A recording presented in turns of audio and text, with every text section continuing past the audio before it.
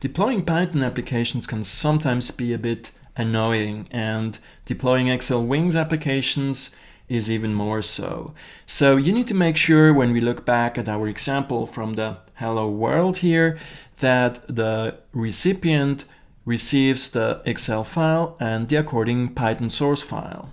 Now, in the default settings, we expect the user to have both files next to each other, and this can be a bit confusing for people who are not used to work with Excel Wings driven Excel file. One way to improve the handling and deployment of the Python code is actually to package the Python code into a proper Python package. This allows us to pip install the package, and you can put in a version string, and you don't need to change the Python path on the side of Excel Wings, neither in the Excel workbook nor in the Excel add-in config. And let's just see how we can quickly build such a Python package and how it behaves once we install that. So this here is the most simple version of a setup.py file. So let's create such a setup.py file here in the same folder. Say yes to that, and then paste this minimal setup.py file from the notebook. Next, we want to make sure to include a version string in our Python source code. So let's, for example, here put the version string, which usually is done with leading and trailing double underscores. Let's save that. And now we can go into our command prompt, back to the desktop, and in the hello folder, and then we can actually just say Python setup py and then sdist for standard distribution. And if everything went correctly, we should be able to see in the distribution folder here a hello package.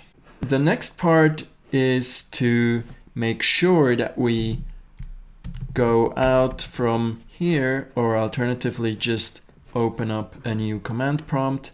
So just make sure to not call the pip installation command from within the hello sample. So from within here, say pip install, and then let's take the path to the file. So we can just drag and drop that here, and then install that package. All right, so that's installed.